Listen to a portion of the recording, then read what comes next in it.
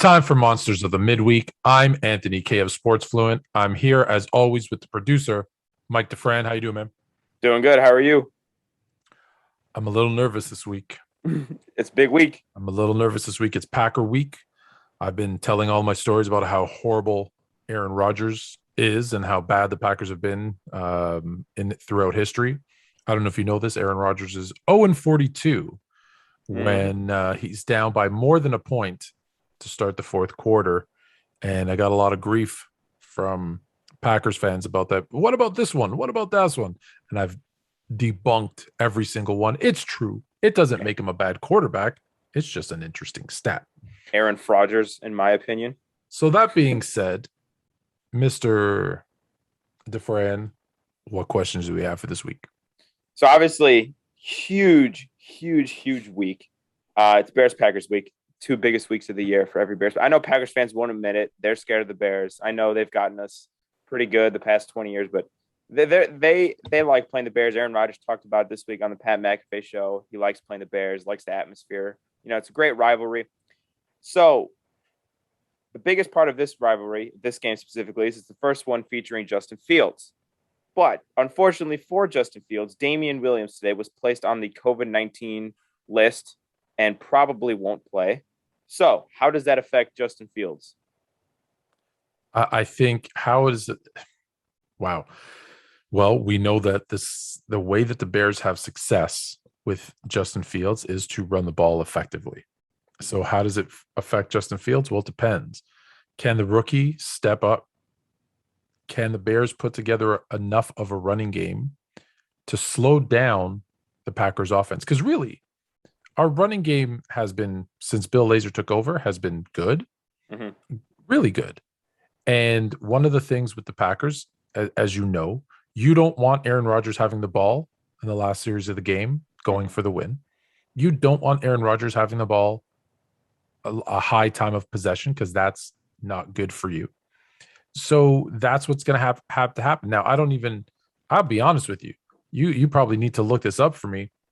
Who else do we have in the backfield? Obviously, Herbert's going to get a ton of carries.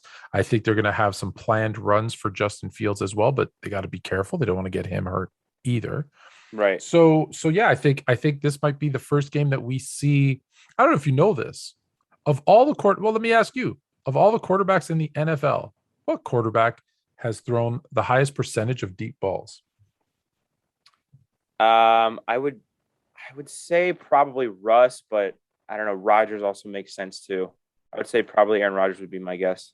So I'll give you the list. Highest deep pass percentage among qualified quarterbacks in 2021. Number 5 at 14.1% is Aaron Rodgers. Number 4, no surprise, I don't think this was actually tied with Rodgers, is Derek Carr. Okay. Number 3, 15.2%, Baker Mayfield. Your guess was pretty good there. Number 2, Russell Wilson, who won't be throwing any this week, at 15.2%. And number 1 at 15.3%, Justin Fields. Wow. So I think that surprised the heck out of me when I saw that. Yeah. So I think we're gonna have to listen. We're gonna have to run the ball as much as we can. We have to be effective with the run. I think you're gonna see Justin Fields look. He's gonna probably throw a couple of picks this week. Let's be honest. Yeah. Okay, because he's gonna have to air it out because they're gonna have to score points if they have any chance against the Packers. Interesting thing. Remember, I told you last week. I got to toot my own horn a little bit.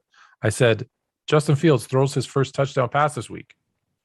As he did. Jesper Horsted, man. As he did. So this week, I think you're going to see him air it out. He's going to probably throw a pick or two. But I think you're going to see a bit more of an aerial attack. It'll make Matt Nagy very happy because we know he doesn't like the run anyways. Yeah. So that's also what's going to happen. Yahir Alexander is out for the Packers. I mean, one of the best corners in the game. He's out. Oh, yeah. They're going to have an opportunity. You're going to see Mooney, and I think you're going to see Allen Robinson get the ball a little bit more than he's been getting lately. So I hope him and Justin Fields get on the same page because that's going to be an important duo this week. Absolutely. Speaking of the other side of the ball, which is undoubtedly the strength of what Bears team doesn't have a strong defense, honestly. Like it seems like every year. But this Bears team in particular has been playing great, minus probably the Rams game. They lead the NFL with 18 sacks. So how will they do against Aaron Rodgers, Devontae Adams, and the Packers offense? I believe it was last year. It might have been the year before, but I believe it was last year when Khalil Mack became very up close and personal, very friendly with Aaron Rodgers. I think you're going to see that again this week. I think they're going to make it very difficult for Rodgers, and they're going to not look as good as they've looked in the last couple of weeks. I think the Packers are in for a fight this week. You know when Aaron Rodgers starts speaking really kindly about the Bears and their defense, that he understands this isn't going to be an easy game. Well, and another thing for the Packers, David Bakhtiari is still not back. So with not a great offensive line in total, they lost Corey Linsley. David Bakhtiari's hurt. They're gonna have to go against a resurgent Robert Quinn, Khalil Mack, Travis Gibson. Hopefully, Akeem Hicks can play this week, but I mean, I don't know. I like that matchup for our front seven and our defense. My biggest worry is in the passing game, obviously, with Devontae Adams. But Jalen Johnson's pretty good. That's going to be a fun matchup to watch, I think, on Sundays. Jalen Johnson going up against Devontae Adams. So let's hope that he doesn't get absolutely cooked like Devontae Adams does like to do with every other corner. And my last question. Look, he's going to get him once. I think he gets him once. But I think at this point, the Bears should be smart enough to understand what the Packers do, how they do it, and try to limit that. But yeah, it'll happen. He'll get burnt once. Yeah, he'll get. I'm sure he will. Devontae Adams is just like that. And then my last question for you is just kind of holding everything, pulling everything together. You know, injuries. We got Justin Fields, Aaron Rodgers, the defense, blah blah blah. What chance do you give the Bears to win this game unbiasedly? As unbiased as you can be. I give them a good chance if. So I'm going to put a caveat in there.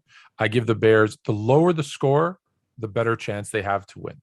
Mm-hmm. If it gets out of hand, if it gets into kind of a shootout, then their chances obviously diminish greatly. Yeah. Oh yeah, 100%. 100%. I can totally see that. Yeah, I think if you told me this game is like 17-10, I could be like, Bears won this game. If you like the game, the Bears was like 34-20, I'd be like, yeah, Green Bears lose that game. Yeah, 100%. I could see. I think I totally agree. The lower the score, the more likely the Bears win. And I also think, the more sacks and more turnovers we can get, I think that would just help us even greater. So that's all I got for you. I think we're going to do some score predictions right now. So I'll let you go first on that end. I'm still trying to figure mine out. All right. I'm going to go. I've been struggling with this one because my initial reaction was like 27-21 Packers. Yeah. However, I'm going to give the Bears. I'm going to give the Bears a chance. I think we might see an ugly 19-17 Bears win. Mm-hmm. Mason Crosby missed another game winner, like he did 4 last week. The problem with Mason Crosby is typically after he misses a few, the next week he's money. Yeah, and that's what bothers me is that he's gonna make them all this week.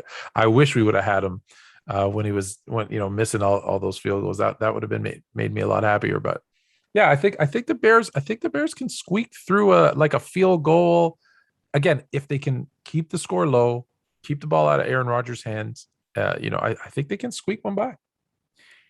This game is also for the NFC North crown. Bears win. I mean, they're kings of the North. I think everyone's well aware.